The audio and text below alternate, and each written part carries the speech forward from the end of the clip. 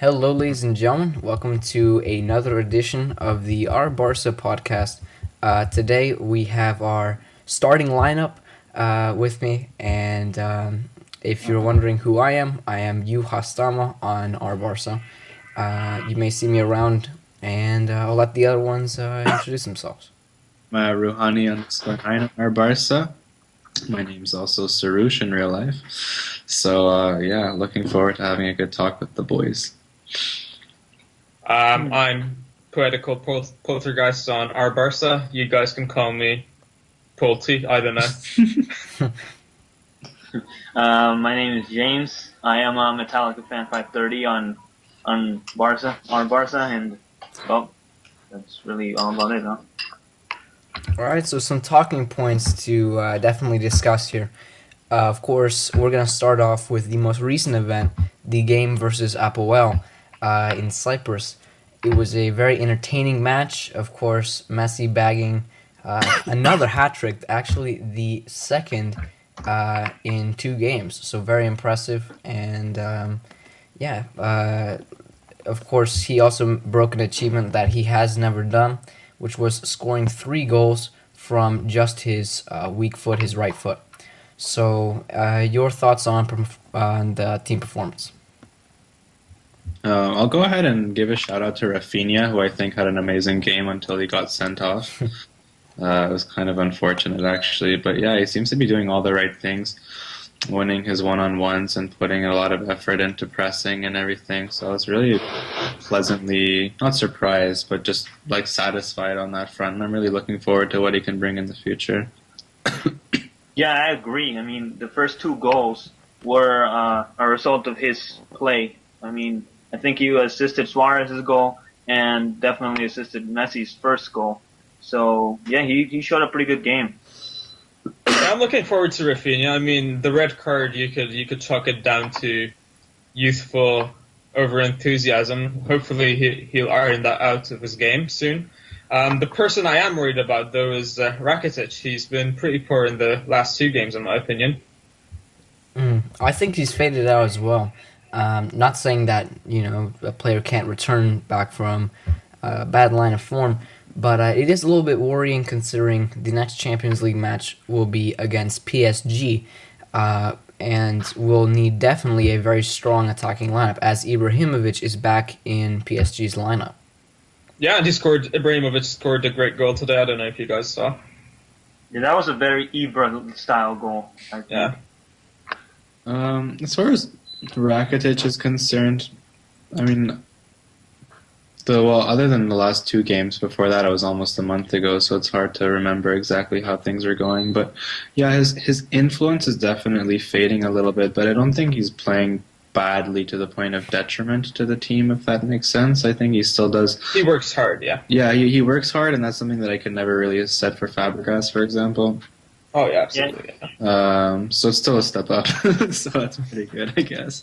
We're looking at the silver linings. So seeing how Fabregas is doing in Chelsea, do you guys still think we made the right decision? Right, I think so. Fabregas? I'm sorry if I cut you off there, but I think we did make the correct decision because I think Fabregas, he had shown hints that he kind of wanted to leave. He was almost frustrated towards the end of the season. I remember one of his goal celebrations was running up to the crowd and just kind of like looking at him a little bit and kind of staring him down. It almost was reflective of maybe something behind the scenes. He had also, of course, been contacted and been part of transfer rumors for at least a couple of years.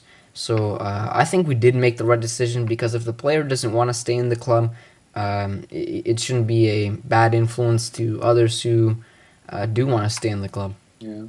I think on top of that, though, Poetical is mostly talking about like his form, seeing how well he's doing at Chelsea. Maybe we should have kept him around. Maybe he would have done as well for us. But I don't think that's the case, nor would it have been, because it's a completely different system, a system that's built around him at Chelsea in a league that works for him as well.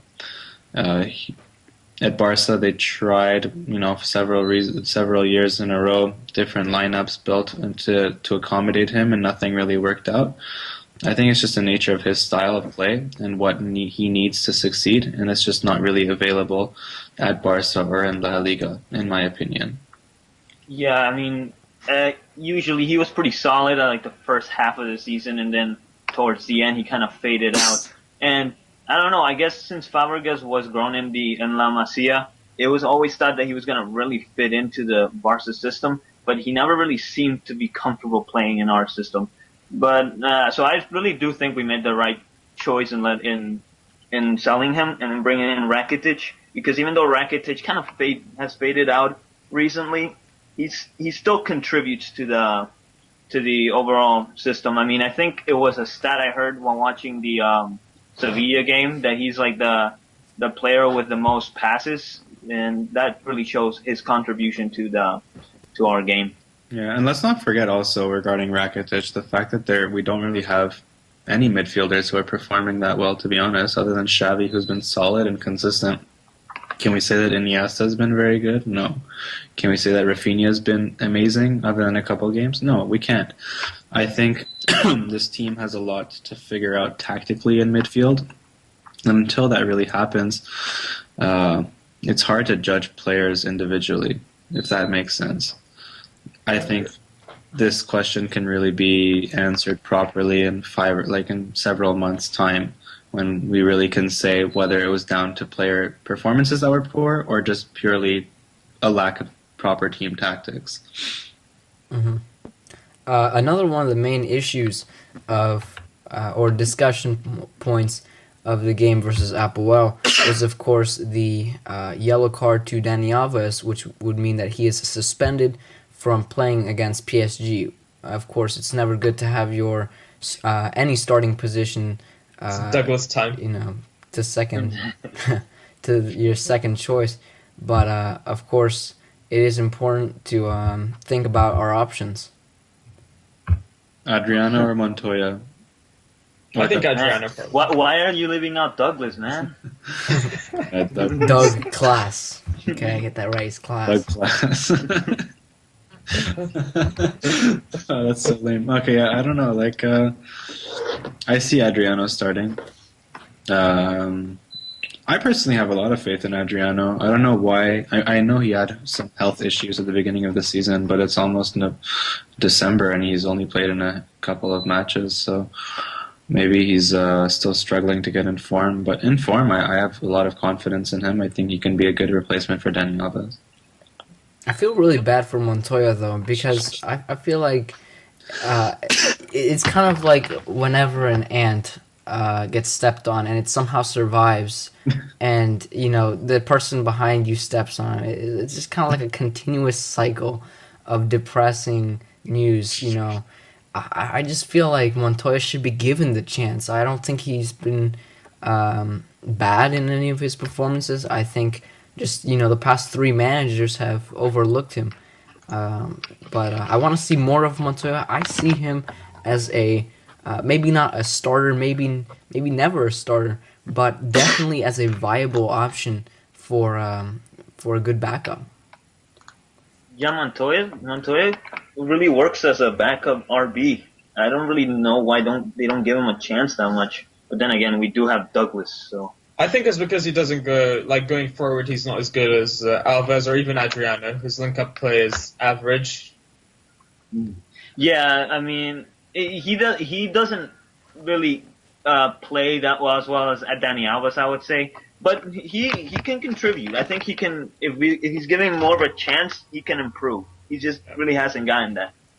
I don't want to speculate and throw any random accusations around, but I think the fact that 3 or almost 4 coaches in a row have overlooked him is not down to the poor guy having bad luck. I think there must be something underlying there, whether it's a bad attitude in training, perhaps even a bad attitude on the bench while the game is on. We don't know a lot of the things that go on behind the scenes.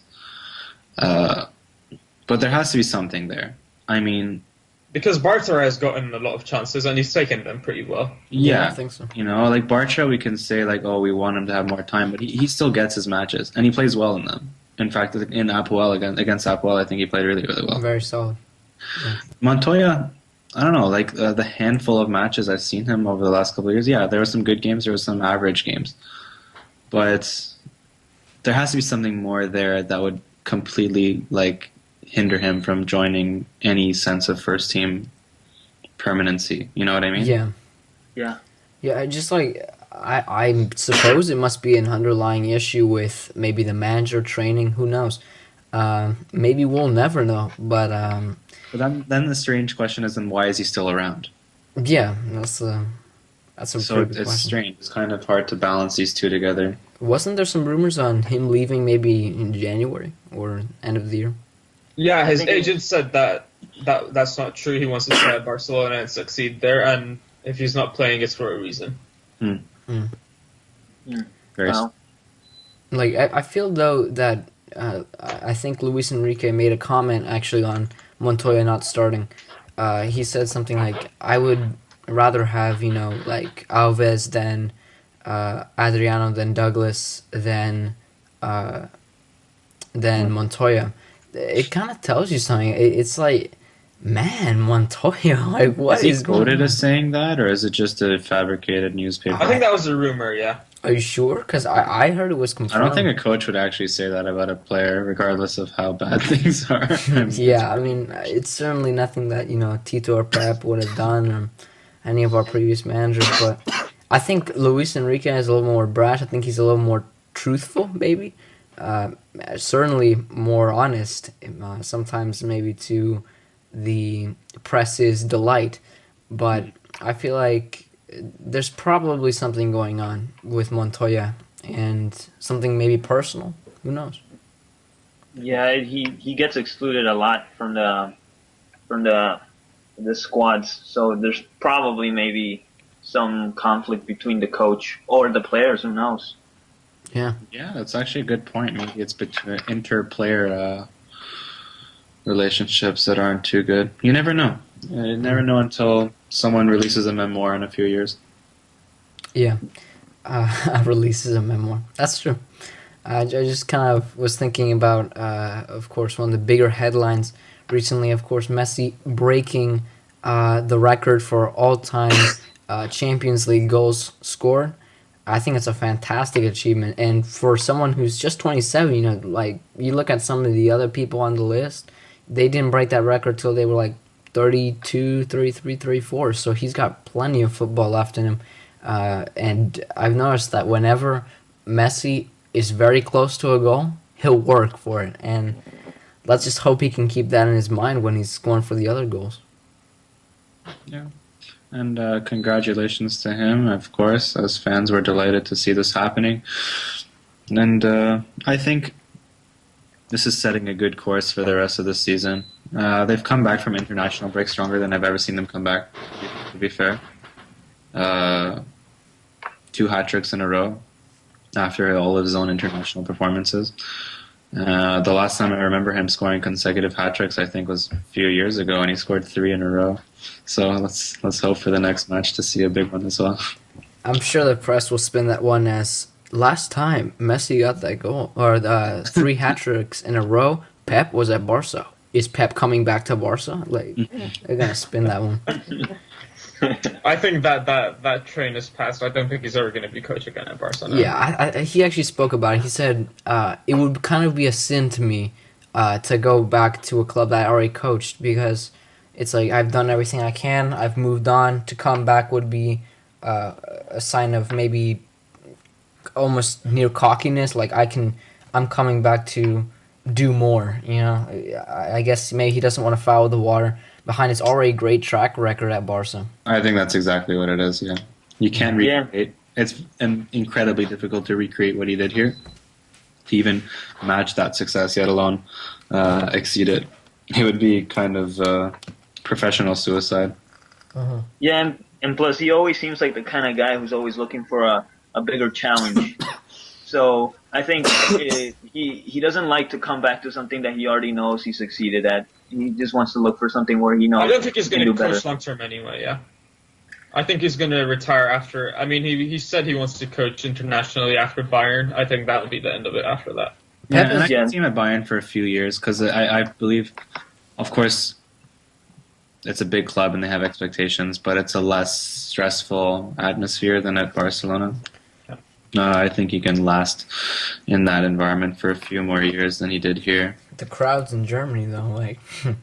Yeah, the crowds are more wild, but the club atmosphere, there's less tension, so to speak. And I don't know, Barcelona fans, we have a tendency to kind of jump on the manager or jump on the president. There's a lot of political. Barcelona fans are easily the most pessimistic. Yeah. Yeah. And it creates a bad environment not a bad, but a very stressful environment to work in. So that obviously took its toll on him after 4 or 5 years. I think at Bayern he'll have a less impactful few years in that sense. And yeah, eventually move on to coaching internationally. Although I'm curious as to where he'd coach, because I don't think Spain is necessarily a reasonable destination. Yeah, I think he's way too Catalan to coach Spain. Yeah. Yeah. Politically speaking, yeah. Yeah, I think Spain, of course, they're looking for someone who near exemplifies what España is all about. With Del Bosque, he was the veteran Real Madrid former coach. He was, the famous Spanish player back in his youthful days. So I think, though, the Spanish national team will always look, and any national team really will always look for someone who exemplifies what, they want their nation to be represented by. Yeah, I think Pep Guardiola, if he ever coaches international, probably in one of these Latin American teams. He played in Mexico for a while, and I'm not sure where else, but I wouldn't be surprised to see him down there in Latin America somewhere. Yeah, I feel those teams could possibly suit his style of play. Maybe South American teams. Chile, maybe. That'd be pretty I wouldn't cool. see him in a Mexican environment, though. I think the Mexican league, and this is just my opinion, I'm sure other people will disagree, but every time I scroll past that channel of Mexican football, all I can hear is the crowds, ooh, and although I did get to see Ronaldinho live, that was good. That was good. So what do you guys think about Thomas Vermaelen now? Oh my boy. God. Oh, man. Freaking nonsense transfer. The news was, of course, not what we wanted to hear. Surgery after surgery rumor. Is it official? I think the club has not confirmed it, but it's to be expected. If he hasn't played so far, it's probably he won't play for the rest of the season. I don't think he's ever going to play for Barcelona, honestly. He'll be the next Kirsten. I think next season he's not going to play this season anyway. He's out with injury. 5 months, yeah, exactly. I think he'll be offloaded off to Manchester United or somewhere for really cheap for a big loss. 100 grand. But yeah, this was like a transfer I completely can't wrap my head around, along with the transfer of Douglas. And the Camp Nou is getting a bit restless. I posted the video on Reddit as well. When they were showing the Messi tribute video, when Zubizarreta and Bartomeu spoke, the crowd actually booed them both really heavily. I was disappointed by that. I don't think that's proper conduct. I mean, like, as much as you can protest, it just kind of made me cringe, like, to anyone who was watching this video, who wasn't, anyone who kind of knew Barca inside out and could maybe understand the reasons why. I just think it's kind of rowdy. It's not what Barcelona exemplifies. It's not what, we should be known for, just booing and cheering at our own club. I mean, I'm sure there are background reasons, and I know that people are, frustrated, of course, with recent news, and in the back of many people's heads, they still think that Luis Enrique may not be the correct choice, but I think overall, it's just so cringeworthy. It kind of hurts. It's kind of, yeah, I mean, I understand that it's not the best reaction to show, but at the end of the day, it's just, how do you say, most of the big fans are socies, and the president and the sporting director are accountable to the socies, and if they're not if they're not doing the best job possible and they get booed, well, that's part of the job. They're accountable for it, and that's how it comes through. So, I mean, I wouldn't take it too hard. It is what it is, so to speak. If it so happens that a lot of these transfers are shady or are not really working, if the Vermaelen transfer ends up being a complete flop, which is looking like it, that's a what, $10-15 million loss, assuming some assumptions. In addition, there's pictures floating around on the internet of Joan Laporte having dinner with Jorge Mendes, the Portuguese super agent, in a restaurant in Barcelona twice. There's pictures out there, so there's speculations going on that Joan Laporte is going to run for president next year. How do we feel about that? I actually don't know too much about the guy, so I can't comment. I'm sorry. Yeah, I wasn't really familiar with the presidency of Laporta, even though I joined around his term as a Barca fan. But Yeah. I really never looked into his wait, presidency. Are we talking about Laporta or who? Laporte, yeah. Oh, Laporta, right? I thought you were talking about the agent. Yeah, Laporta was caught having dinner with, not caught, but he was photographed having dinner with Jorge Mendes twice. So there's indications that there's a move going on. Imagine if Mourinho comes to Barcelona next season. Oh my god. Well, for the rundown, for anyone that doesn't know, I mean, it was under his presidency that we had our golden generation, so to speak, with Guardiola. He had the faith to bring in Guardiola, but some shady transfers, I'd say. Oh yeah, A lot of reckless transfers, we'll say. The whole issue with Eto'o and Ibrahimovic. And on top of that, Karasson and the Alexander Held. Henrique, yeah. So a lot of money thrown out the door. Although when it comes to the Eto'o and Ibrahimovic stuff, we don't really know if that's more Guardiola's doing in terms of pressuring for it or Laporta. I never actually caught Ibrahimovic at Barcelona. I first really started watching Barcelona, and of course, my family for quite a few generations have always followed the club as a whole. But it wasn't until around 2012-2013 season where I actually started looking. My first game ever to watch was a really good one, and it was AC Milan versus Barcelona at the return leg, where we got the 4-0 win. Ever since then, I was hooked. The atmosphere was great. But returning back to our point, I think although lots of good feelings were associated with Laporta, I think maybe a step backwards isn't always a step forward. Maybe we should be looking for someone who we don't originally consider for the job. Laporta. I agree. Yeah, I don't really trust Laporta myself. Not to say that I distrust him, I just don't trust him. You know what I mean? I don't think. Yeah, he doesn't really seem like, I don't know, he'd be less shady than the board we have now. So, given that he already has history with shady transfers. Yeah, I don't think in the shadiness department he's any better than anyone else. He's certainly charismatic, much more charismatic than the Rossell and Bartomeu. In addition to that, I get the feeling that he gets who the coach wants. I get that feeling a little bit. I mean, he goes above and beyond to get who the coach wants. All this business in the last 2-3 years that we've been complaining that we don't have center backs and whatnot. I mean, I don't know if that would have been the same problem under Laporta's presidency. For example, even that whole Eto'o and Ibrahimovic transfer, all of that occurred because Pep Guardiola wanted to get rid of Eto'o and wanted to get another number 9, either Ibrahimovic or who was the other one? David Villa, was it, or someone else? On strange transfers, or the point is that that Ibrahimovic transfer that cost whatever figure we want to call it, Eto'o plus 40 million or 30 million, something like that. Mm-hmm. All of that occurred because Guardiola really, really wanted player X and wanted to get rid of player Y, and Laporta made it happen.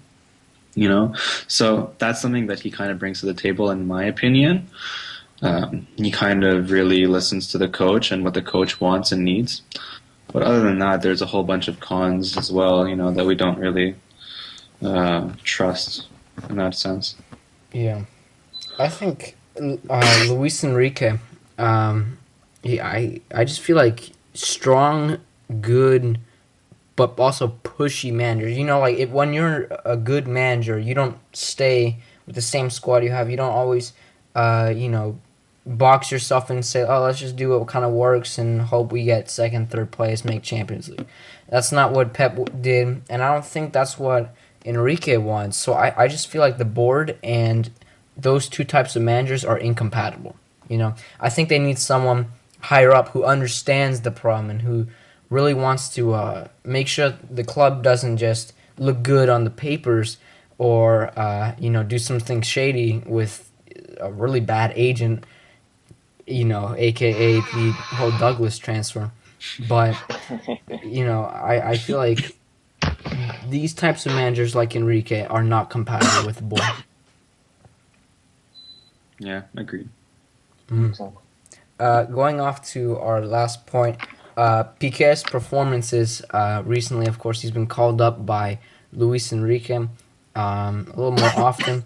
But I noticed that in the game versus Sevilla, his, I guess you could say, his clearances and his overall performance was very solid. In APOEL, we could see signs of that. But your opinions on how we should be arranging our center backs and if Mascherano should even be considered one anymore?